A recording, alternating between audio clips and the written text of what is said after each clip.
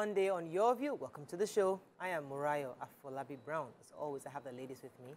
Hello, Mariam. How you doing? I'm fine, thank you. You going somewhere today? No, I'm not going anywhere. Like you're going for yes, the moment I walked in today, Nima was like, where are you going today? I don't know. It's just a Monday. We all look corporate, don't we?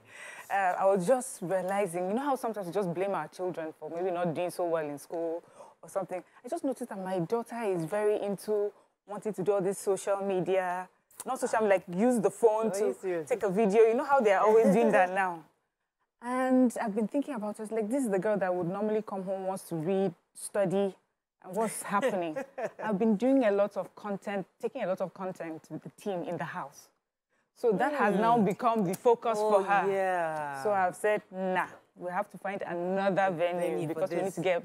But you know how we would have, you know how we just usually would blame them without looking for the cause. You brought that into the home. Yes, now she just, and no, there's so much time for that. So with the new world. Yes, the new world, but your books first. Yeah. Alaja Nima Akashat Zubiri, how you doing? Somebody even quoted you on my comment session What? this weekend. Alaja Nima Akashat Zubiri, Morayo's voice. I just like it. I love the name. Morayo's voice. But if I do go on the Aja, I'd rather not be called an Alaja. What would you be called? Nima. Even I don't like being called a barrister, just Nima. It's fine like that. You don't care what you like. It's what we like to call you that we like to call you. And I will not How are you? Nobody, no answer. How are you doing? Morayo. Saturday, I was at my mom's place when I got a news I can't even banter about. That's how shocking it was. Sometimes we hear things happening around us, and I didn't have the courage to even discuss. I didn't dare discuss what happened. And then on Sunday, another very strong news. And these are close people to me that may God not visit us with trials that are beyond us. Amen. I pray for the family. Amen. That's all I can say. It happens. How are you doing, Tokwe Makodigi? How are you? I'm grateful to God for life. My hair is normal today. Yes. for the past few months, I've not been able to wear my husband's trousers because I've added a lot of weight. So today, one tailor was very generous. Your husband's yes, I always, like, right from the beginning of my marriage, I've always maintained the same size with my husband so I can wear his outfit. But over the past few months, they've been doing his trouser very fitted. He claims I've added weight. But what tailor was very generous that I tried on one trouser today and it just went in. I say, yes, I'm going to wear your trouser today. So I've appealed to him to tell his tailors that he should please not scatter our marriage. They should stop doing fitted trousers for him. They should just give a bit of room for his wife's hips inside his trousers. Wait. So he went it on Monday, you went on Wednesday. Well, he's tired of me. He says it's because he just looks at me because I don't have I didn't have any sibling, and there's a 10-year gap between us. So apparently, he has taken it as one of the baggages that he would live with. Auntie, is there any reason why you're not wearing shoes? I don't have time to listen during the show, so it's one of those things. They don't see it on TV. They say some of the old TV stations, they used to tie, they would just wear buba agele. They will wear jeans under their outfits because you only see the upper body. So guys, I'm not wearing my shoes, but you don't need to know that. Anyway. How you doing? How was your weekend? I can't even remember. Well, it was one of those weekends that... I'm sure there were things you went for. Events. Oh, yeah, of course. There's a few events, that's almost part of the weekend. But for the first time, my BP went up. What? Usually, my BP is usually like 120 over. See, you have done that shock for us before here. No, you forgot it. You forgot it so fast. Yeah, I've forgotten actually. But I mean, for so the doctor on Friday, you cannot. It was really high. I was like, oh my God, this is very unusual. Yeah, you need to I need to find something to just. Oh, we have that kind was high that thought you should usually pay attention to. Yeah, it's kind of high that you have to. The doctor said, do you have that machine at all? My husband, yes, my husband does. I never used it, but he uses it. But I would start using it now. I think it's a deliberate age. Stress level has increased. Yes, so you need to. All right, let's go. So what, do you feel old? Yeah. Oh, I'm sorry. Oh, my face is old. I'm okay. I'm not worried. Why should be, like I'm just a young girl, you know. I shouldn't have said. Please. I was also looking at the doctor, but are you okay? Please, I am a small girl. Let's go on a break. When we come back, we go through the fun pages of the paper. Stay with us. We'll be right back.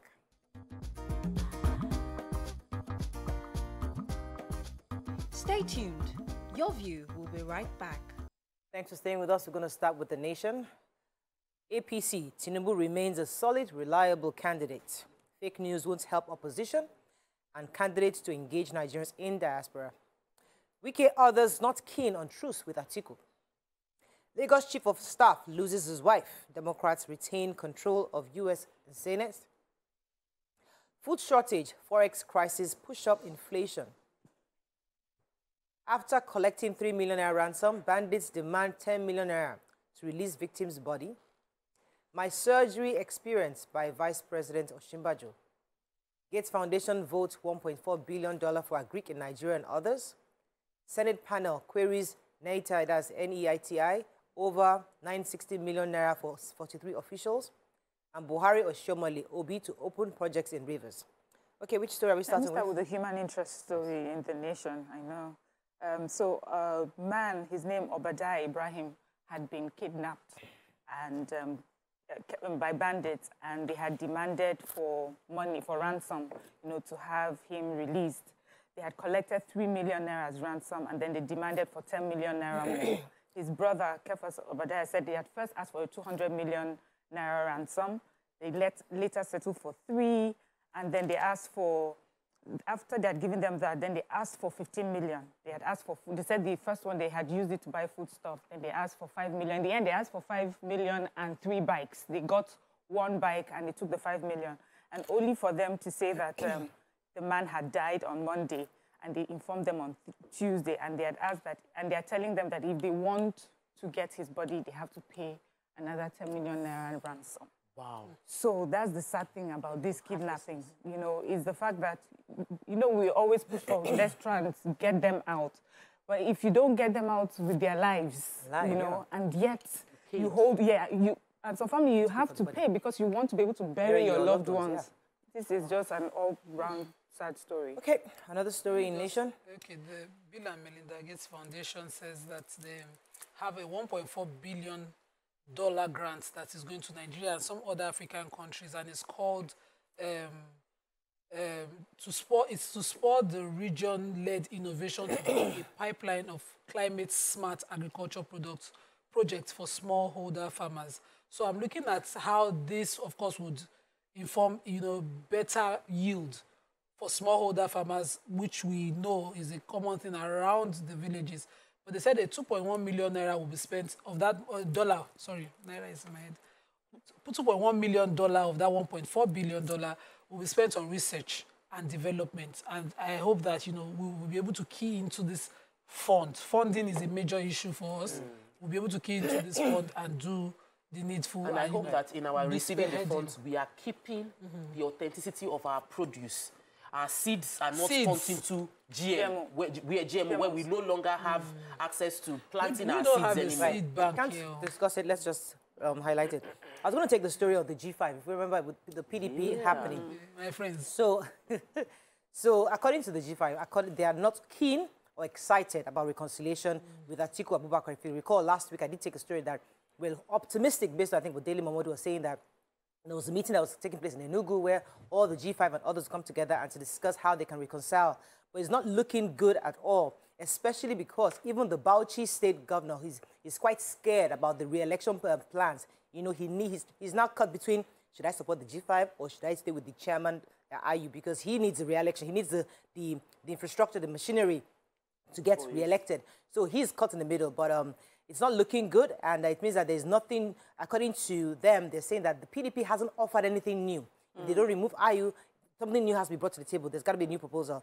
IU must, and also with the Bauchi governor, there's this thing where he's not happy with what Governor Autumn had said about the Fulani bandits. Yes, it was quite generally, there's still no peace in PDP. Yeah. I want to take the Senate story. The Public Account Committee, SPAC of the Senate, has queried the Nigeria Extractive Industry Transparency Initiative, NAITI, over 960 million naira spent on 2022 budget allocation that has already been disbursed to cover the cost of 43 persons on its staff. That's 960 million to cover 43 persons on its staff list. So obviously, in defending their budget for 2023, they were asked questions on how well they have disbursed the budget for 2022.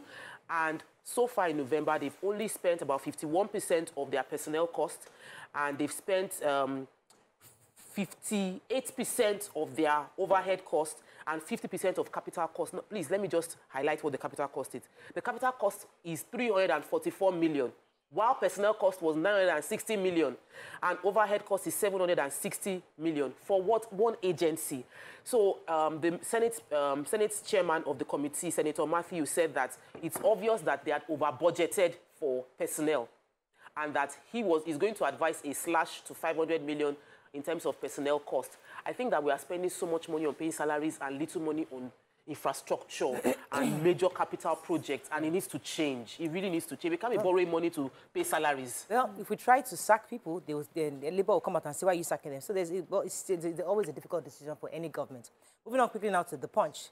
National carrier Domestic Airlines asks court to terminate FG Ethiopian deal. Debates, presidential candidates lambast FG for corruption and insecurity.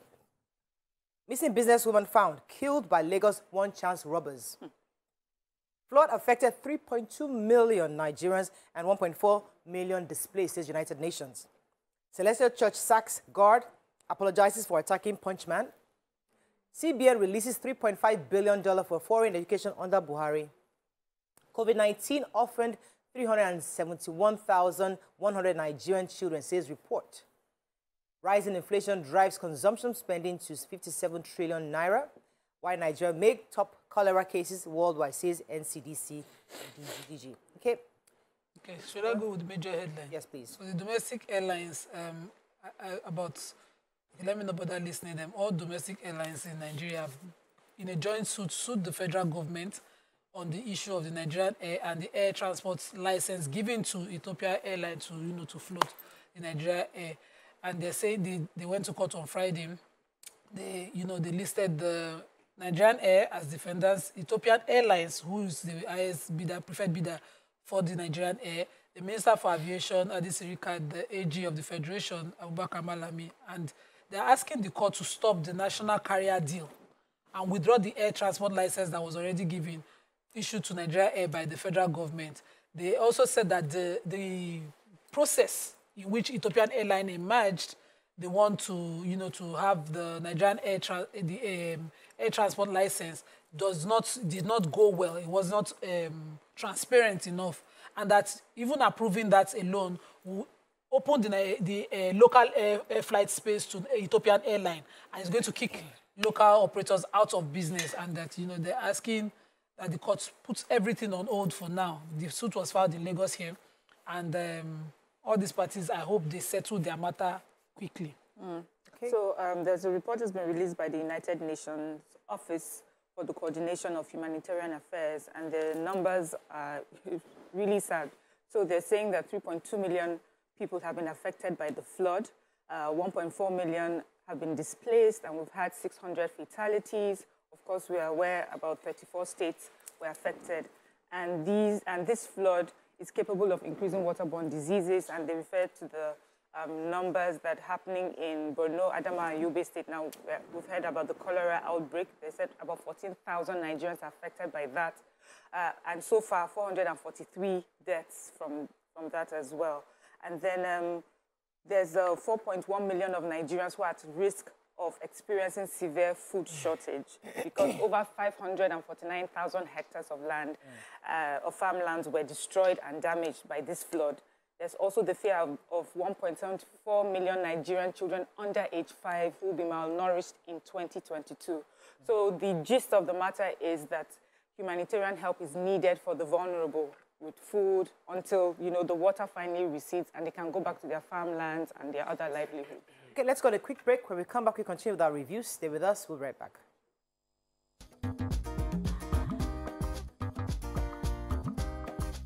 Stay tuned. Your View will be right back.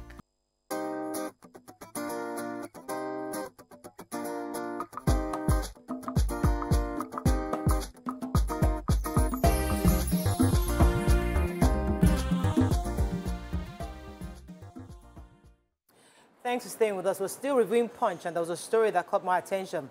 The data from the Apex Bank revealed, that CBN revealed that Nigeria remitted $3.5 billion to foreign academic institutions under this Buhari administration. According to the source, to the report from Punch, this was this huge net dollar outflow have dual adverse effects of the underinvestment in domestic education and creates pressure on the Naira exchange we've been seeing. So remember, everybody say there's no dollar, Naira is going up, people are screaming from abroad, oh my goodness, Naira is not here, the Naira is not 900, imagine. But guess what? We're part of the problem because we're all looking for dollar to pay for our children's school fees abroad. The high demand for dollars to pay foreign educational institution affects Nigeria's foreign reserves and contributes immensely to piling pressure on the exchange rate. So yes, there are arguments for and against because you say the educational facility, the educational institution in Nigeria has fallen. You expect me to take my child there. I have to find abroad. And yes, the good option. But if you do that for yourself, one of the others who are then affected. So this is a conversation we'll continue to have, but that's what's putting pressure on our Naira right now. I've been following the story of the Celestial Church, the Sharon Parish, that one of the security men actually beat up a staff of a reporter for The Punch. And now that particular security man they've sacked the guard that beat up the Punch reporter, and they issued an apology letter, a letter of apology to Mr. Dimeji Lambo, that the guard was not following procedure and it was just overzealous. And so I'm happy that they said, unfortunately, there was a breakdown of information, totally wrong message conveyed. They had been following. I'd followed the story last week when the issue was reported, and I'm happy that they've found a way to peacefully resolve the situation. Okay, moving on quickly to Daily Sun. IU's fate hangs as Article G5 governors negotiate. Nigerians victims of failed government, says Labour Party. 2023, Nigerians may elect kidnappers if care is not taken, criminologist warns. Troops clear camps, repel attack, neutralize 2 terrorists in Kaduna. COVID-19, 93.5 million doses of vaccines administered to 65.5 million eligible Nigerians. Olanikwekun backs governors on constitutional amendment statement. Leave Uzodinma alone to do his good works, Bishop Amatu tells detractors. Nigerian Navy can end piracy in West Africa, Spanish ambassador. And PDP LP attack APC over allegation of sponsoring fake news against Tinubu. Okay, which story are we taking? Okay, let me quickly take inventory of how we, been using the COVID-19 vaccine. So, according to the GAPATAPATA of the National Primary Healthcare Development Agency, Dr. Faisal Shuaibi says that 65.5 million eligible Nigerians were administered the COVID-19 vaccines, and he said that about 93.5 million doses of the vaccines have been given. It's 2 doses, so that we have about 46.3 million eligible Nigerians who have not taken any, whether one or the double shots of the COVID-19 vaccines at all. And then he says the states that are most performing are Nasarawa, Jigawa, Osun, Kaduna, and Kano, because they've vaccinated over 50% of their state's population. And he added Osun, Kaduna, Kebbi, Sokoto, and he said that they've, done well. I was shocked not to see Lagos on that list because I think all of us collect them, but that's how it is now. Adama has also joined about 12 other states. It's also getting close to 50% of its population.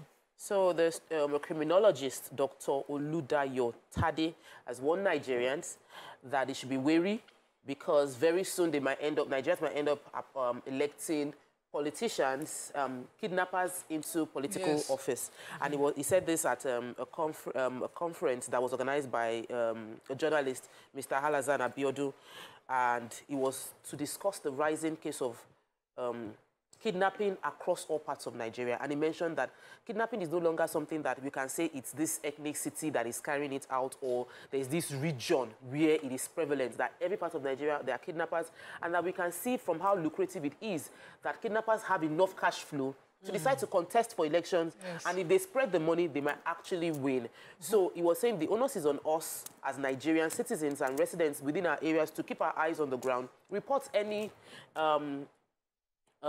activity that we see that is not normal. We should be observant. And he also mentioned how when it comes to state actors are not performing their role because they don't have enough funds, we should support them. Long and short of the story is we need to be careful, and we need to start tracing our politicians and how they are getting their funds, or how political office holders are getting their funds. If we can verify that, we might be able to avoid electing criminals or kidnappers into political office. Right. You have a story in Busan? That was my story. Oh. Oh my God. So the story I had was Chief Wale Onanikpekun was speaking at Ikere Ekiti yesterday, where he was giving and presenting 30 million naira cash gifts to widows and students to mark the 2022 Wale Onanikpekun Scholarship and Empowerment Schemes. He was saying that he highlighted that we have the stalemate in the constitutional amendment because of this issue of true federalism. He's saying that he agrees and supports the governor who says that they will not agree to the amendment of the constitution if you remove state policing. According to him, state policing is extremely important. He was giving examples of how our landmass from Calabar to Bayelsa to Borno and other cannot be secured by just the federal police. He also gave examples of how he's in London, and even according to him, he says that even Harvard itself has a Harvard University Police Department that it's important to localize policing to make it more effective for security. And I think this has been echoed across board. Yeah. Just waiting, hopefully, that it gets passed soon. Let's move on quickly now to Vanguard. Atiku, Tinubu, Obi bicker over fake news and hate speech. NDLA nabs wanted drug baron Lagos hotelier Ademola Kazeem. Media roundtable on industry regulation holds in Lagos today. Why Nigeria must partner private sector for educational development, says Oshimbajo. Oil marketers seek end to dollar denomination port charges. Doctors' migration not peculiar to Nigeria, says federal government. NRC denies rumored resumption date, that's for the Abuja-Kaduna rail service. Currency redesign will protect Nigerians without bank accounts, says CBN. And banks' consumer loans decline 17% as CBN tightens money supply. All right, so all marketers are seeking to end the dollar-denominated port charges. They are urging NIMASA and MPA to comply with federal government directive, asking them that payments for port charges should be done in Naira and not in dollars. They explained that they had a meeting and all stakeholders, and even the vice president, made mention that charging dollars would definitely affect the sector. As we know, the price of dollars is affected by demand, and when there is no supply, obviously the prices will rise. And so they're asking, NIMASA and MPA to do the needful, especially if a directive has been given out. So I think we'll hear from NIMASA and MPA why this hasn't been done yet. When you were talking about dollars and how we affect it, it's not just parents sending their children abroad. Even, as you can see, within this sector, it's something that we're doing. This was like even sourcing from, they're sourcing from parallel market, which makes it even more expensive. So the NDLEA has finally arrested the owner of Adikas Hotels, not Adikas Production, because I saw Mr. Igbe's husband do a disclaimer that he wasn't the one. But it's not him? Yes, he uses Adikas too, but his own is Adikas Production. Okay. This one is Adikas Hotels, Ademola Kazeem, Alaji, Abdullah Kazeem Mohammed, and of course, over offenses of trafficking of drugs, sponsoring trafficking, as well as money laundering. And they had invited him, and 10 days after he was declared wanted, he was arrested. He's presently with the state command. Okay. Any other story? I was going to take the stories about doctors migrating, but I don't have that story yet. Any other story in Vanguard? Okay, let's move on to the Nigerian Tribune very quickly. Let's find a story of not taking. Money can't guarantee victory. Ex-INEC boss Jagad tells politicians. NDLEA arrests alleged drug baron, woman linked to Pakistani cocaine syndicate. ASU set for nationwide protest over work no pay policy. Afenifere ACF Ohanes Ndigbo raise alarm over rising tension, violence, hate speech. Olanipekun backs governor over clamor for state police. And fake INEC statement on Tinubu, APC 6 police investigation. Which story are we taking in Tribune? Okay, Jega, do you want to take on one? Yeah, I have ASU, salary. So ASU is saying that they're going to embark on a one-day nationwide protest. And this will be done at the campus level. So they're asking that members of ASU and lecturers should pick a day within the week that it will be a lecture-free day, and then they would go around, protesting this policy of no work, no pay. And for them, they're doing this to bring the attention of Nigerians at home and in diaspora about the stance that the government has taken. They blame it, of course, all on the Minister for Labor and Productivity. They said that for them, this is the casualization of education, and this is not done anywhere else in the world. These are educated people, intelligence, and you cannot treat them as such. So we would be seeing nationwide protests at the university levels. Okay, so the Minister of Health, Dr. Osagi Hanire, was saying that Nigeria's migration of doctors to foreign countries is not only Nigeria it happens to. He said that the government is only concerned about the experienced medical personnel who have left the country and now and they can actually add value to Nigeria. So what he's doing is that the government is trying to see what they can do to even engage them, albeit virtually, those who have many years experience, who can actually add value to our health sector, to see how they can be engaged. And those with postgraduate training, we are doing everything we can do to improve the conditions of their service in Nigeria, those of them in Nigeria, that they're working towards it. So obviously they've highlighted it, but they're also saying that even those who have traveled, they're doing what they can to engage them, to help Nigerians, to help in lots of medical situations in Nigeria. All right, is there anything else I can take? Okay, former INEC boss, Jega, was addressing people. So sadly, we have to go, my darling. Okay. That's all we can take on Front Page Review. When we come back, we go into a hot topic. Stay with us. We'll be right back.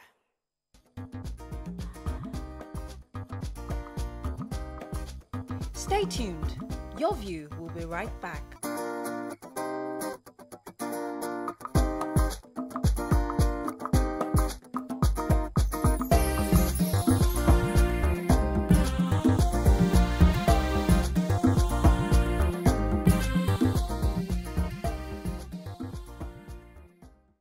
Thanks for staying with us. Our President Muhammad Buhari has repeatedly, at various times, emphasized the fact that he wanted the coming elections to be based on issue-based elections, and he's going to assure that we have a free and fair election come 2023. As we progress towards this period, many have complained or have frowned on the prevalence of fake news across board for all the various parties involved. Recently, a TV news station had to publicly apologize for broadcasting a wrong information about one of the candidates, particularly about Bola Ahmed Tinubu, concerning some letter that came from the U.S. saying that he was convicted or accused of $460,000. Of course, they now said that there was a letter from INEC officially saying that he was going to be investigated. Now, INEC has since said that was fake, and the station has apologized. But that was on one end. The conversation really is, how do we ensure the sanctity of the electoral process? How do we ensure that going forward, both media and all parties involved, that the people, the electorate especially, are not swayed by various fake news that is prevalent in our social media or in even our traditional media? What are your thoughts on what we can do? We're not focusing on this matter. We're focusing generally on every fake news. We've had a few that have come across other candidates. What are your thoughts on this? You can call us on 081-270-53687, 091-390-7694. You can also tweet to us at TVC Connect. Please hashtag YourView TVC so we can read your tweets. The conversation really is about how do we ensure that these elections are issue-based and we're not swayed by the sentiments of all various allegations, be it true or not true. I want to start. Okay, yes. I was just thinking that fake news has now become the new political thugs. You know, there used to be a time all we would talk about and we keep preaching is political thugs, people who would go and physically dismantle the process of elections. But now it's now on social media. We have seen it happen in, countries. We've had, I think during the Trump versus Hillary Clinton elections, we heard how a lot had to do with some of the information that was going on social media, fake news that had been sent over and over again. And so I feel that this should just teach us, for those of us that are going to experience it now, especially traditional media, as you say, because many people would hear something on social media and say, I'm not going to believe it until it's confirmed on TV, until it's confirmed on radio, or it's confirmed by a particular journalist. Yes. And so we have to be careful that we're not seen to be part of the bandwagon of people who do not confirm news or confirm stories. There is a process before you can even say a story on TV, before you can read it as news. So are we saying that we're not following that process anymore? Have we become lazy? Are we just swayed by, sentiments here and there? So it's important for our candidates, for the opposition, for, as you said, the sanctity of the whole process. Let Nigerians understand who exactly they are voting for and the reasons why, what their actual flaws are and what their actual strengths are. And it is not for any particular party, but for all parties in general, and for the good of our nation going forward. So journalism is seen as the fourth estate. And in that, you have the government, you have the executive, the legislature, the judiciary, and then you have the press. And the idea of the press is their job is to inform and educate the public while simultaneously acting as a watchdog for elected officials. It is essential that anyone within this space, we must always verify what we're saying as true. Now, the group of people that will be called the fourth estate has expanded over time. We now have the traditional media, we have the social media. Everybody that has a phone now can record something and put their voice over it like a reporter. We now have reporters who have no idea of the responsibility that they should carry. And we have a lot of misinformation going on. People that have lots of Twitter followers have become journalists. They've become media houses. And we need to remind ourselves, going towards election, what a huge responsibility that influence is and how we must be careful on how we use it. So, are we informing people of what we know is the truth, or we're informing people of what we want to use to sensationalize people? What we feel is hot and trending and will get a lot of retweets, as opposed to what is the real fact of the story. We had this issue, I think, last election or 2015, where there was a lot of crisis in the north, and that was because somebody just posted something and it just went, everybody said it just like wildfire. And then we found out there was no truth to it. And it was just on social media, people were retweeting it, and that happens a lot. So it's important that we understand as individuals that it's not about you getting followers or you being the most popular platform per time, but the number of lives that will get impacted by one wrong message or one lie that you decide to post because you feel it is going to make you relevant. Let me come to Nima on this because, you know, one of the most painful part of this job that we do is that people don't often see the objectivity in our conversations, regardless of how objective we try to be. You know, they say, oh, it's not that station, they are this. You know, they even judge you before they even know what you do. Of course. But there's another station, there are other stations that they outrightly put it in your face. They put it in your face and nobody judges them. So is it fair? Is media really being fair to all the candidates equally? Are they being treated? Is the fourth estate fair, free and fair in their objectivity across board for all these various candidates? Do you think? So it doesn't matter whether people outside think that, you know, the fourth estate is free and fair to people, but there's a standard of the ethics of the profession that they must uphold, which is to ensure that even when they're putting out facts, they are not deliberately being divisive as an establishment. So even when we sit here and we see certain areas or certain sensitive topics and think, no, this would incite, and let's just leave it. And some people are sitting in their houses and they're on their keypads and typing and saying, you look must at talk them. about it. You must talk about it. And when we know how incisive, how sensitive that particular season, timing, and topic is, when we are following the ethics of the profession as NBC have continued to drum it into our ears, and we continue to be guided by those standards, that's what is most important. I don't really care how many people can type, if you like, tag me. Because they do it all the time. You come, and social media for me for a since before the fire, has become something that doesn't guide what I say. I only say what I can be responsible for, so that if something must kill a man, let it be something the man shares very well. Let it be entirely my decision, and the consequence of it, something I can live with. So the profession is guided by ethics. The profession is well guided. We have the Union of Journalists, we have the NBC codes, we have the Guild of Editors, all of those that, you know, continue to regulate different aspects of journalism. And so when we sit here and we cannot be on somebody's disposition, be taking topic just because it is okay when you're on social media to do things on people's disposition, call out people whether you have facts or not, put fake news out there whether you like it or not, use a fake name and fake page and all that. But when you have names, offices, address, you're traceable, and like we are on this show, we have to be more responsible than that. There's a part of this conversation that I'd like us to touch on. the fact that many people feel the responsibility to Nigerians. See, I know the pulse of Nigerians. I know the Nigerians don't like this person. And I want to feel that. I don't want to educate them otherwise. I don't want to say, okay, this is what this person or these people are about. But because everybody's crucify him. Yes, let's join the bandwagon, because then they'll like us. Because the numbers today, journalism today is about numbers. How many followers you have? How many people are looking at you? That's how you get popular, because the money comes to those who are most popular. You say, oh, Mr. John's TV station is now the most watched. Why is it most watched? Because they feel they reiterate the pulse of Nigerians, and they feed them what they want to hear. Oh, they hate this person. Oh, yes, let us hate them together. So yes, we are behind you. It's not about objectively understanding what these people offer, don't you think? Of course. And you know what?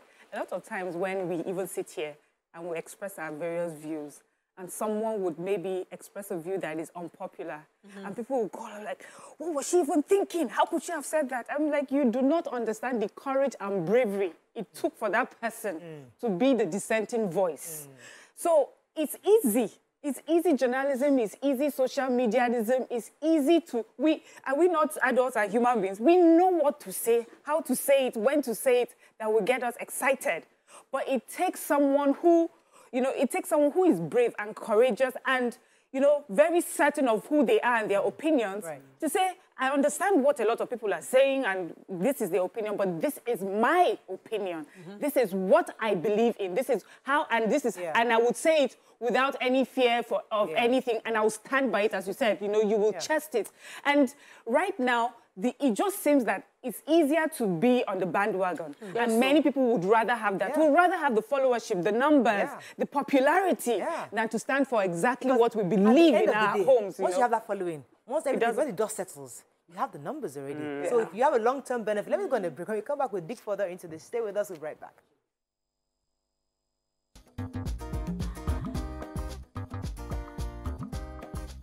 Stay tuned. Your View will be right back.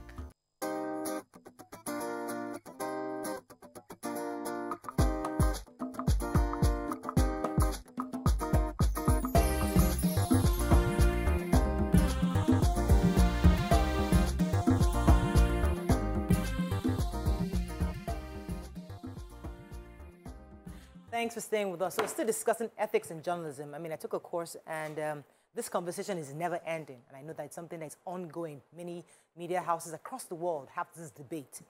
Can media really be true to the people? Can media be ethical to the point where it's about the people, the journalism, and not the source? So, for example, many would say abroad, we saw how every media house has somewhat a kind of leaning towards a political party. We saw how, was it CNN that was supporting, it was clear that they were almost supporting one candidate, and that stage Fox News was supporting another candidate during the past elections. I mean, it was clear internationally that many stations even were created specifically to express news for a certain community. So Al Jazeera came also when there was a need to convey news from the Middle East objectively, not based on what the West was creating news to be. So various media stations are created for certain objectives. But today, bringing it back home, can our media truly be objective? That's the conversation.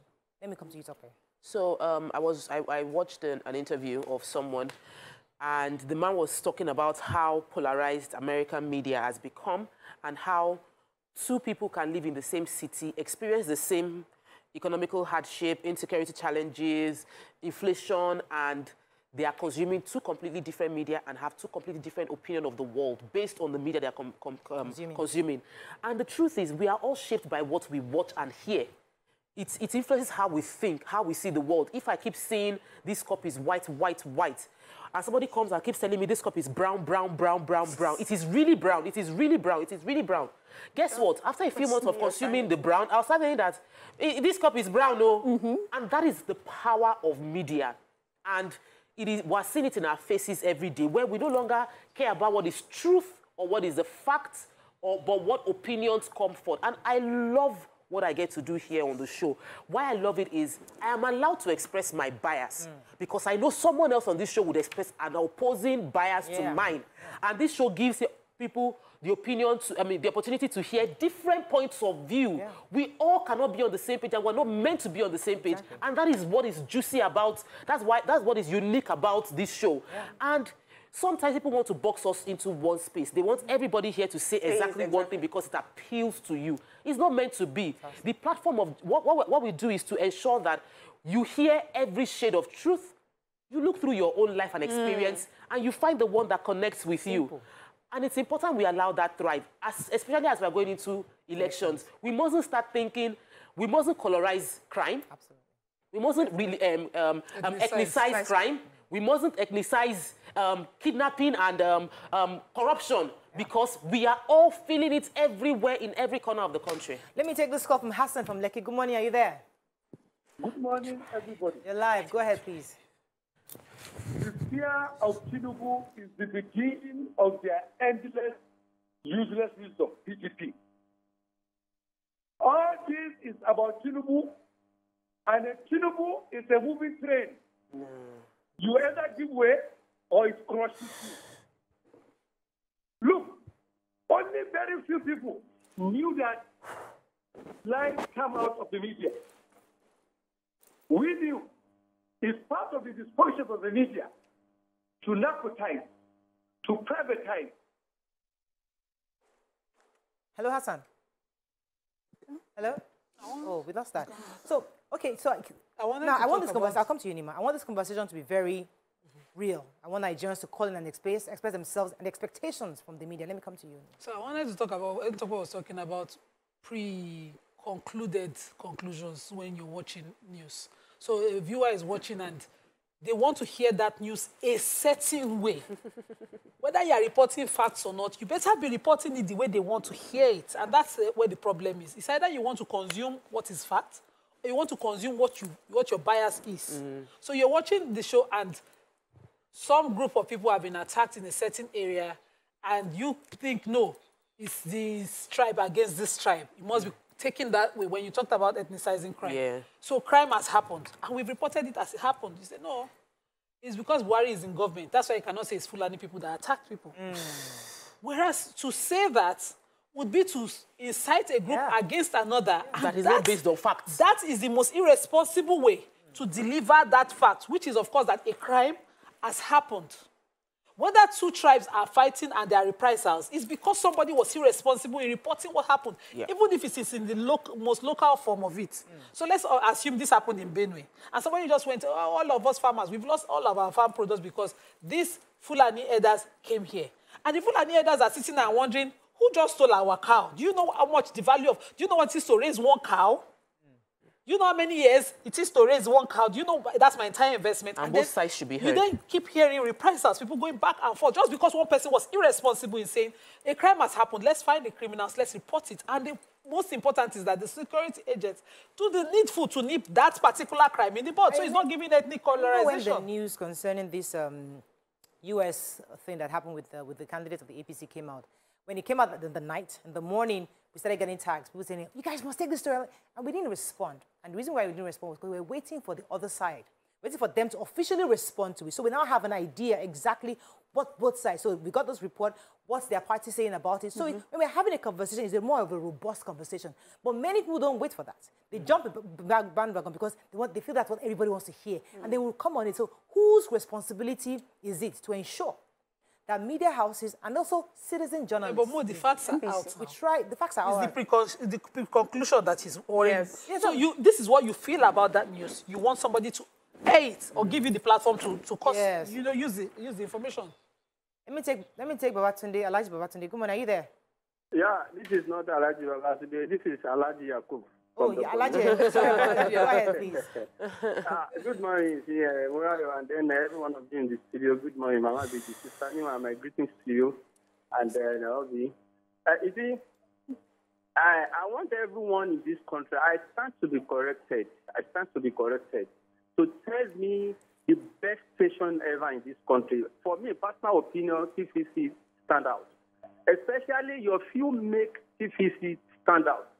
Journalistic angles make it TVC stand out. You know why? This is the only program I've ever seen and then including journalists and girls, that will give him ordinary citizens to say whatever he or she wants to say. You see, there's some quote-unquote television station in this country which I wouldn't like to mention their name. They always jump into conclusions, begin to tell Nigerians lies. At the end of the day, after the damaging has been done with fake news, they will now come up and say, we are sorry, we apologize, we do this. Who does that? Who does that? As a TVC station, as a television station in this country that's regulated, you need to... Thank you, Akuba. Still, I have Alaji Babatunde still holding still. Good morning, sir. Are you there? Alaji, you're live. Go ahead. I can hear. Alaji. Okay. Are you still with me? I thought I'm hearing you for the first time. Go ahead, please. Okay. I said that it's so disappointing to hear the issue of fake news from top-level television stations. I can't hear you because my telly is off, you know. Okay. But the issue is that sometimes it's not just enough to say, okay, after you say something that is not correct about somebody, you later come out to apologize. It's good to apologize, and we can all make mistakes. There's no doubt about it. But sometimes, deliberately, somebody can be very serious, say something that is wrong about you, and then knowing fully well that it's not everybody that had it initially that will later come and hear my apology. You know? So that's why some of us are saying, oh, please, journalists, especially at top level like this, because when you hear from faith, from BBC, channels, and the other stations, you tend to say, this is like a true. So that is the issue. Thank you very much. Thank you very much, Alaji Babatunde. So I think it's a good thing that the station apologized. I mean, I think that also gives respect. Yes. It shows that the level at which they are functioning is at the point where they are above. They're not above the law, and they feel that it's right for them to apologize. So I think that was actually honorable for them to do.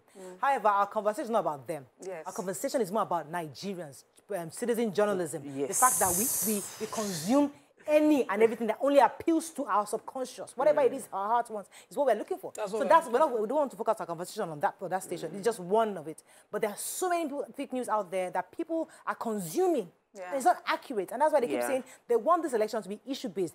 Now, it's important for all these candidates to come out and tell us exactly what they want to do, so that people know for real what you're doing and have a decision to able to decide who they want to vote for. Beyond that, we're always talking about social media journalists. Everybody now records a video as they're recording. This is Akowojo. The water has covered the roof. Everybody is floating. The government did not drain anything.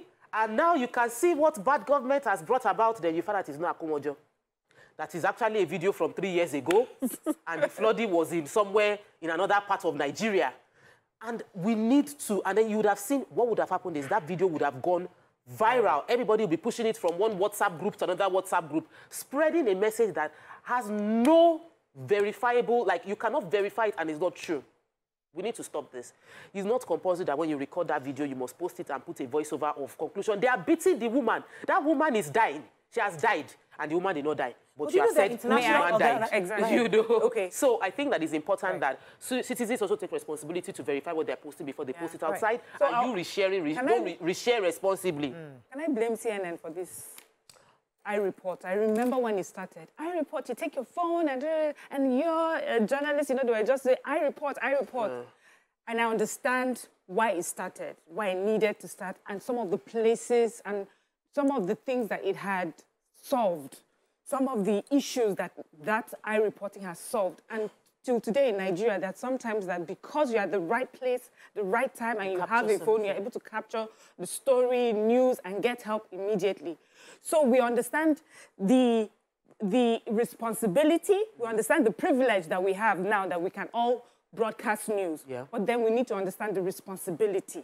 With every privilege comes a responsibility. Yeah. So I have decided that I would report, but I would make sure that I'm reporting the truth as I see it, without colorization. I have seen people who on social media followed because they would give news. And then when someone gives another fact to show that initial one you put was wrong, instead of accepting, I now see, based on this new facts, I see that I may have been wrong. I don't see that on social media. And so for us consumers, because we see where that is coming from, that the tuition to their base, their core is not about truth. Bias, it's not about facts. It's about, you know, how it makes them feel, the followership. We too, as consumers, we should be careful where we get our news from. If you get it from social media, I got this from social media, I don't have all the facts.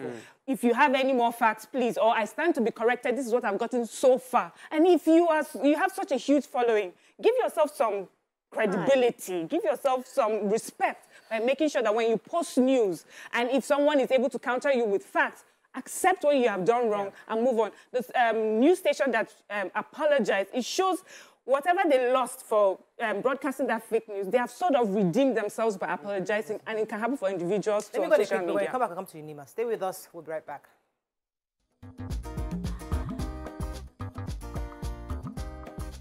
Stay tuned. Your View will be right back.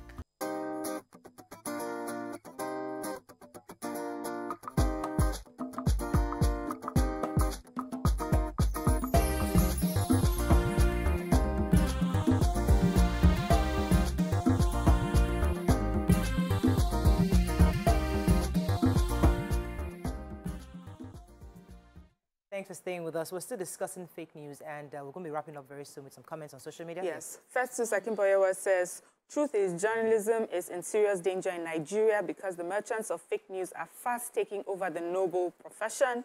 We have seen mainstream media spread fake news only to retract them. The fake news merchants in our country must be sanctioned. Some have also argued, go ahead. I wanted to take he says true, but that should not be used to justify timidity. I'm not saying that the leaders of your view are timid, far from it. The Immaculate Boys, who knows how my weekend went, said life is all about biases. Buhari, Nima, Morayo, CNN, we're all biased. Biases also include reporting or not reporting. Like today, Nima couldn't tell us what happened in Auchi at the weekend. That's her bias, because he knows exactly what my weekend was like. Elayi Taylor Harris says people should be skeptical on news from social media platforms and blogs. Give more attention to outlets that face consequences. So I think we're going to be wrapping up on this very soon. And I think what's the burden right now is on all the various candidates out there to ensure that they speak to Nigerians and ensure that this whole election is really based on what you can do and the issues concerning Nigerian citizens, so that they can deviate from focusing on news that is not authentic. So it's important that it's clear that all our various candidates come out to speak. We've seen a few town hall meetings that have been called. Some didn't show up, some showed up. We're hoping that there'll be more debates or more town hall meetings across board where we can hear from the candidates. So hopefully when Nigerians hear from their candidates or have more information on the manifesto or their plans, they can look at the objectivity of their various plans and then look at it with an open mind on what they need to do. So you can then vote accordingly. We shouldn't force each other to vote upon who we prefer. Let it be objective, and let this be across board. As we wrap up, let me say something. What I'll just say in conclusion is, we are never going to see the world the same way because we're all different people. But at the core of it is we must respect the differences that we all carry. That's the beauty of life. I listen to you. I don't agree with you. I will not vote your candidate, but I will not insult you. I would allow you continue in your own decision, while you should also allow me continue with my own decision. That's why we are all adults before we are allowed to vote. I remember a governor saying that even his children are not voting for his own party. I mean, so in our own homes, we are divided. In our friends, everybody is divided. But we're not killing each other. We're not killing each other. You know, we're entitled. And sometimes it makes me feel like, as Your View failed, we're almost 10 years next year. And it's like, one of the reasons why this show was set up was to help Nigerians understand that we can be different, but still together. We can be diverse, but still together. So when you still see people saying that, nah, but still think this way, you think, just, is it that we're not getting through to certain people? But at the end of the day, really, it's about Nigerians voting right. Vote who you think can make Nigeria better. And please desist from listening to fake news. And also appeal to media houses to verify or going out to follow the bandwagon in condemning or celebrating any of the candidates. That's all we can take on this segment. When we come back, move on to another important topic. Stay with us. We'll be right back.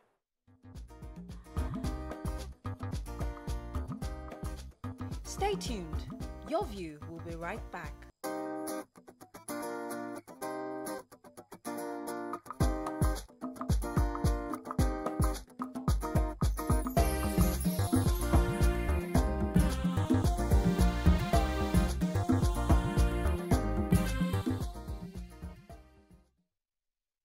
Thanks for staying with us. Still discussing the elections. And this segment will be discussing security issues, political violence in the 2023, coupled with the emergency meetings held last week by INEC over the attacks on their facilities. Joining us on the show now is a security analyst, Mr. Dennis Amakri. And also, we're going to have in the INEC Commissioner, National Commissioner of Chairman, Information and Voter Education Committee of the Independent National Electoral Commission, which is INEC, Mr. Festus Okoye. Welcome, gentlemen, to the show. It's good to have you both. Good morning. Let's start with Mr. Okoye, because we read a report last week that INEC offices across board was damaged, and this might affect some of your outings for the 2023 elections. Could you confirm exactly what happened to us? Our office in Abeokuta South local government area of state and the Ede South local government office of Osun State were attacked by unknown persons. And in the attack in Abeokuta South local government, we lost a total of 65,699 permanent voters' cards meant for people to elect. Also lost a total of 904 ballot boxes, 29 voting cubicles, 8 generators, 57 election bags, and 30 megaphones. The attack and damage in Ede South local government was minimal. We are still trying to establish the motive for this attack, and we're also trying to establish why our office has been targeted at this particular period. But we are going to recover quickly from these attacks because we still have sufficient time to recover and replace some of the items damaged. Okay, Mr. Festus, just last week, we heard the INEC boss, before the National Assembly was trying to get, some funds to help you rent offices due to the flood. That flood also affected some of your officers, as this kind of attacks you talked about. How, what's the result of that? How profitable? Has he gotten that money?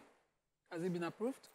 Well, in relation to the flood, what we have done is to direct all our resident electoral commissioners and the electoral officers in all the local governments affected to compile the list of these local governments, compile the list of items affected by the flood, and also see whether some of the items are reusable, and also to see whether some of the offices can still be surveyed. For the offices that cannot be surveyed, we are going to rent offices for the 2023 general election. For those that can be surveyed, we are just going to carry out a minor renovation and also replace the items that were damaged during the flood. So we have compiled the list of these local governments and these offices, and we are taking remedial measures, or we are putting in place remedial measures to deal with the situation. Let me come to Mr. Makri for a moment. Mr. Makri, I know you're a security analyst. What are your thoughts on these challenges INEC might be having towards the election? What do you think they can do to salvage it? Thank you very much. You see, this particular electoral violence, or should I say electoral challenges that INEC is experiencing, is one that is expected in Nigeria. And then, of course, pre-arrangement before the election proper is what is needed at this time. Pre-arrangement in the sense of voter education, and then, of course, the training of electoral officers and what they are supposed to do during the election itself. Because we find out that many Nigerians are blindsided. They go into the election not knowing exactly who to vote for, or they are just giving money, they buy their votes, and stuff like that. So I think a lot of education and enlightened citizenry, I think, is what we need. Okay. Okay, my question is to Mr. Okoye. You had mentioned earlier that fortunately what was lost in the fire can be recouped. Exactly how would that happen in time for the elections? And I feel that these are highly sensitive materials. Why is it easy for people to come in and attack not once, but twice? Do we have enough security to protect INEC offices nationwide? Well, the materials that were affected in Ede South and in Abeokuta South local government areas are not sensitive INEC materials. No BVAS was affected, and we have not printed ballot papers for the 2023 general election. So the things that were affected are what we call non-sensitive electoral materials, like voting cubicles, like ballot boxes, stamp pads, and so on and so forth. Now, there's a possibility that the level of security at our local government offices has not been adequate because we have 704 local government offices.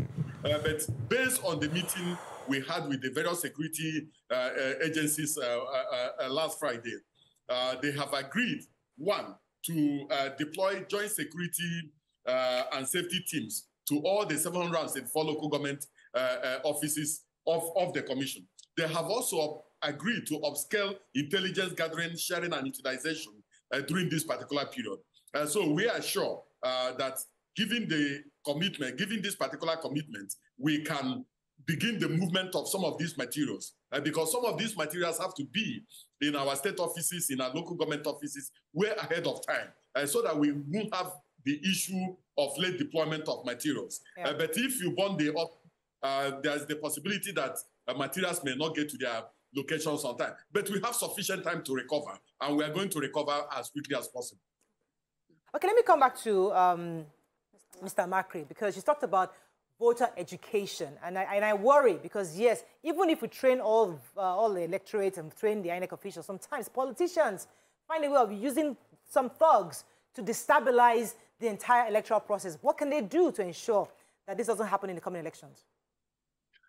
Thank you very much. You know, the Inspector General of Police came out to make a list of offenses that are against the elections. And of course, they were very laudable, but my own problem is how effective are they going to be? Because when you list out offenses, when you put out a law, and if that law is not enforced, then it is no law at all. So, and that is the problem, because now INEC itself does not have any kind of power to enforce. They can go ahead and say, okay, we cancel it, but how come when these people are creating these problems, they go scot-free? That's why this synergy between security agencies and INEC and immediate arrest of situations, because, for instance, even people are going to campaign, and then you find out that some thugs, definitely everybody knows where the thugs are coming from. You know, you go to certain states, and of course, some people will come and attack another party. Those people should call to order immediately, because these are, when you see the leaders going to sign an accord, peace accord, it's not enforceable, and I don't know why we cannot enforce that. Right. Okay. Right. So, sir, Mr. Festus Okoye, I'm a bit worried about INEC, and the reason I'm a bit worried is we already have a lot of insecurity challenges in the country. We can't afford to deploy more people to start securing all the INEC offices.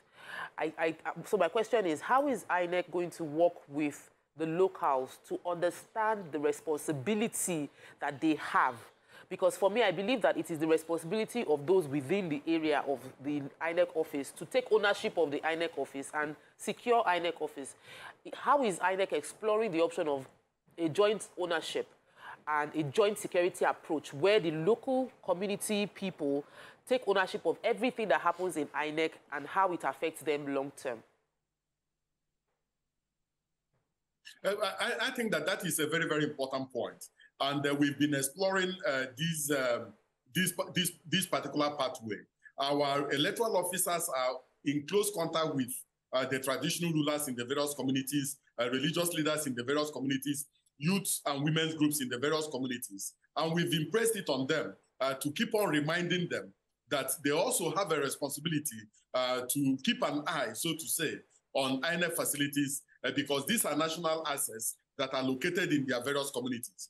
And as you can see, after the end SARS protest, some of the facilities in some of the local governments that were attacked, the local communities and the local governments came together and they rebuilt some of these offices to show that some of these communities understand the sensitivity of the assets that are located in their communities. But I believe that with this joint security approach, this joint collaboration between all the security agencies in relation to the protection of INEC offices and INEC facilities, that some of these attacks will stop and those involved may likely be neutralized. And so we are exploring both pathways and both approaches, and I believe that both approaches will work. But let there be no doubt whatsoever of the determination of this commission to proceed with this election and also to conduct an election Nigerians will be proud of. Anybody, any individual or groups or organizations that think that they can stop this election, I think they are on the wrong pathway because the constitutionally and legally, this commission is determined to conduct this election. All right. So I wanted to talk to Mr. Makri for on this issue of security. You know, Tokwe just mentioned INEC partnering with locals. What would you advise? How would you advise people in certain localities to protect, you know, themselves or INEC offices? What you said is very, very essential, but very, very difficult. Difficult in the sense that we are in a society that has some fundamental problems. Fundamental problems. I remember when I was in service, we go to some areas, and of course, the area is already decided who they are going to vote for. And then, of course, they bring out masquerades. If they know that you are not going to vote for a particular candidate, the masquerades are going to pursue you out of the area. You know, so partnering with the locals is very, very important, very, very essential. But how do we, you know, go down to address this fundamental issue to make people understand that this is a national thing? People should vote. Even husband and wives can vote separate parties or separate people. But it's a very difficult issue. And I think basically voter education and then, of course, INEC liaison with the security agencies, I think is going to help us. All right, let me go on a quick break. When we come back, we continue our conversation. Stay with us. We'll be right back.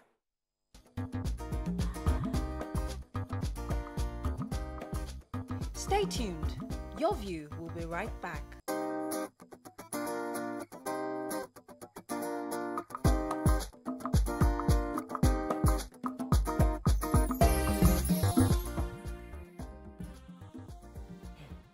Thanks for staying with us. We still have the INEC Commissioner with us, Mr. Festus Okoye, and also Security Analyst, Mr. Makri. Let me come to Mr. Festus Okoye, because Nigerians are really asking about this BVAS, because many have expressed their concern that the elections might not be free and fair because they feel that somehow politicians will find a way to manipulate the system. What kind of reassurance can you give the electorate at this time that when they vote, their vote will actually be counted and that thuggery will not be allowed to scatter the process, manipulate the process? The Constitution of the Federal Republic of Nigeria has specifically given the Commission a particular mandate. And our mandate is to organize, undertake, and supervise elections. And we are going to continue to do that. Now, it is the Commission itself, without prompting from any individual, without prompting from any organization, that introduced the BVAS. Because prior to the BVAS, we were using the smart card reader, which only reads the fingerprints. And we saw that certain elements and certain political interests moved to undermine the smart card reader and resorted to the use of the incident forms as a means of bypassing the smart card reader. So we introduced the BVAS, which has the capacity to read both the fingerprint and the facials. And as the chairman has pointed out, if the BVAS cannot read their fingerprints and cannot read their face, what it means is that you must have left your fingerprints at home and you must have left your face at home. And we are not going to allow you to vote. So the BVAS is a multidimensional instrument that allows us to carry out voter registration, allows us to carry voter authentication and verification, and also allows us to carry out voter upload. The BVAS itself works offline. It doesn't work with any network when it is engaged, when it is used for voter verification and authentication. And the law is very, very clear. A presiding officer must use the BVAS for purposes of voter verification, certification, and authentication. And any presiding officer that does not use the BVAS has committed an electoral offense. And they know the implication. And we are going to point out to them the implications of doing that. And so for us, the BVAS is certain and will be used for the elections. All right, let me follow up. Okay. Yes. Please let me follow up. I read in the papers, I think about last week, about the fact that the collation, the issue where people suspect issues always happen in the time past is from polling booth to collation center, and that the result isn't transmitted straight from the polling booth, even with BVAS, that it will happen from collation center, and they feel there's a loophole between when the results go from the polling unit to the collation center. How can, why are we not getting the results going straight from polling unit to the server? The commission cannot undermine its own innovation. Okay. We were the ones that designed this particular innovation. We were the ones that went to the National Assembly and asked the National Assembly to give it legal backing. Okay. We have made it very clear that what is transmitted will be transmitted from the polling unit, from the 176,846 polling units. And what is transmitted is what we call from EC8A, which is the polling unit level result. That polling unit level result will be transmitted from the polling unit. Now, there's a possibility that in a few isolated areas, there may be network issues. But the moment you snap, so to say, that from EC8A, it locks in the BVAS, and then the moment it signs the network, it transmits automatically. So we are going to transmit the results of the 2023 election direct from the polling units. Anything to the contrary is not from the commission. And I'm telling you what the commission intends to do. What the commission has been doing. Fantastic. Go ahead, Thank you. Please caption that. I have a question. I think it will go for both of Mr. Zokoye and Amakri. And it has to do with campaigns going on now and the violence that have been reported so far. And my question is, what can we do to deter people and parties, you know, and politicians from engaging in this level of violence? People should be allowed to campaign peacefully. What kind of investigations happen when things like that are reported? What prosecution happens? Is it done at party levels? Is it at individual levels? What are the repercussions if you're caught doing that, or party members are caught involving in that, to deter people from doing this? Samakri would like to do that. Okay, thank you very much. Yes, that is a very, very important aspect of our electioneering that is really giving security agencies headache. I believe, or should I suggest, that they have to be on their toes right now, starting from the electioneering days, because we'll be having reports already where people that are campaigning are being attacked, people that traveling and stuff like that. So I would want the security agencies to be on their toes. It is a situation where if you have a law and you don't enforce it, nothing happens. If there is any campaign, I will suggest that if there's any campaign, they should also send in policemen, not wait for the election proper. Because right now, people are gathering to have an election, maybe in a stadium or in a particular place, and they are there by themselves. The only law enforcement people you see are the people that maybe come with the VIPs. But the state police, the state commands should send policemen to guard that election, so that when you have miscreants coming to attack them, then they should make some arrests. And when they make arrests, we want those people to be prosecuted. All right. Okay. I would like to ask Mr. Festus this question. So just like last week, I think, there was reports that, the PDP rally in Borno State was, disrupted by suspected hoodlums from other parties. And the PDP issued statement that the police command countered. The police PRO in that state kept countering that wasn't the, the fact of the matter, that there was really no attack. There were mischief makers maybe on the entourage, but there was no attack at the rally grounds. How do you resolve issues like that? What do you do when these kind of reports come out and there are clashes between, different accounts? During the meeting we had with the various security agencies last week, the chairman made clear that we have tracked over 50 of such incidents across the different states involving different political parties. Some of these clashes are within the parties themselves. Some of them are from outside the political parties. So I think that it is important from the resolution last week that the Inspector General of Police has made it very clear that he's going to summon a meeting of all the leaders of the various political parties, the leaders of, the candidates themselves, and the critical stakeholders, for them to understand the implication of not sticking to the rules and regulations and guidelines related to political campaigns. Any political party that wants to campaign in a local government must give our electoral officer in that particular local government 10 days notice of his intention. And any political party that wants to campaign in any state must give the resident electoral commissioner 10 days notice of his intention. What the importance of this is to also enable the commission to monitor some of these political rallies, political campaigns, and processions, and also report if there are incidents, and if there are incidents, to collaborate with the various security agencies in terms of prosecution. So the Inspector General of Police is going to make it very clear to the political parties that the period of grace is over, and that from now on, any political party or any supporter of any political party that breaches any of the provisions of the law will be proceeded against.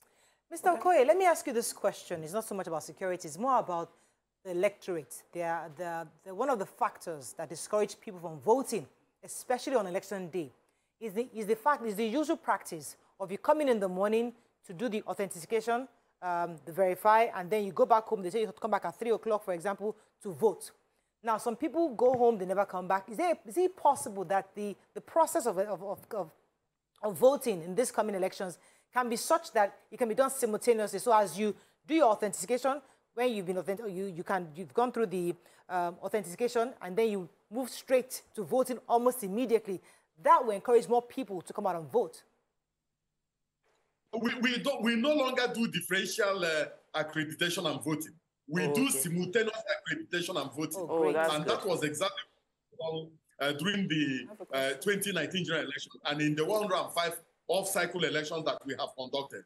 For the 2023 general election, it's going to be simultaneous accreditation and voting. So we are not going to have special time frame in terms of accreditation and voting. All right, let me go on a quick break. When we come back, we continue with our conversation. Stay with us. We'll be right back.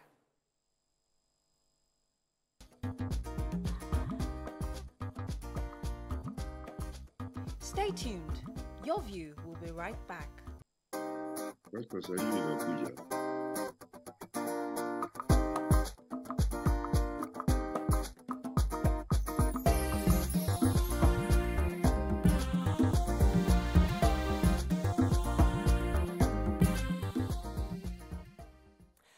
staying with us. We still have our guests. A few questions for social media. Yes, so it's Omoni Idris, and I think this question is for Mr. Okoye. He says that you've been on 2 programs this morning, and he still hasn't heard anything about underage voters.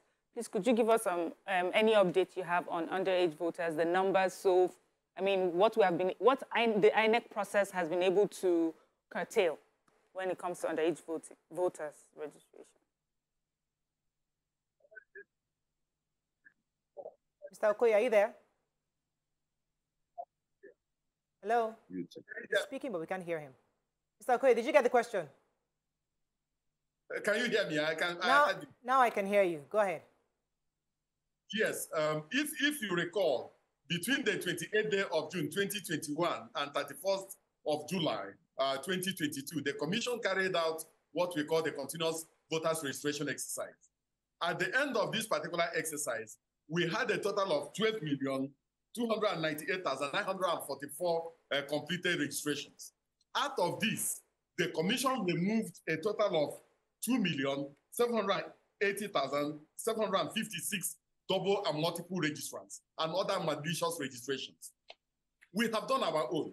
Section 19, subsection 1, 2, and 3 of the Electoral Act obligates the Commission to display the register of voters in the 774 local government areas of Nigeria and in the 8,809 registration areas for claims and objections.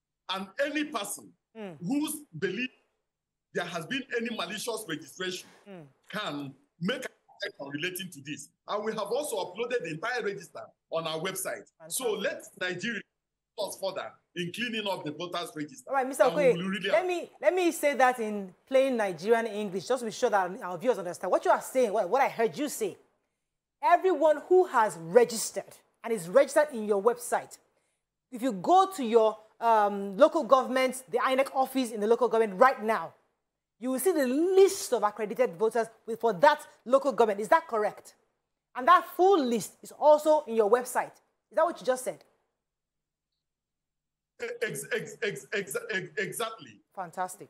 Point taken. Is it with a protocol on how to object to the presence of any individual or to the listing of any individual as a registered voter. Fantastic. So if you make your objection, the Commission will consider it and remove all malicious registrations. And so we have cleaned up the voters register. It is also left for Nigerians to assist the Commission in further cleaning up the voters register so that we can have a clean, robust, and authentic register of voters. Okay, we have to wrap up. Let me come to Mr. Makri. What you're having a conversation between you and someone from INEC. What would you say is the loophole you've seen in INEC that you believe you have an advice that can help us fix towards the election?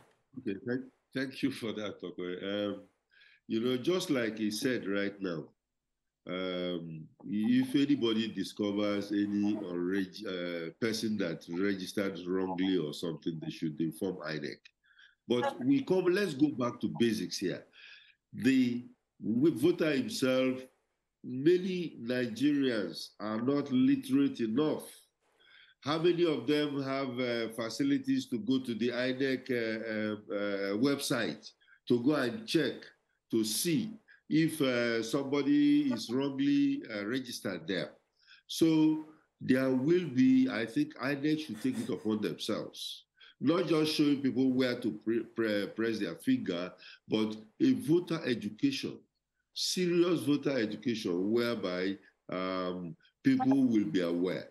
Secondly, they should also try and work closely with the security agencies, because I know that those are the keys where even some of these security agencies can be compromised, but working with them and ensuring, because Nigerians, I know, when people are arrested, they get worried, or even when the politicians send them out and they're arrested, let not the politician come back and then, you know, get them released or anything like that. I have to wrap up. Thank you so much, Mr. Mokra and Mr. Festus Okoye. Thank you, too, for joining us.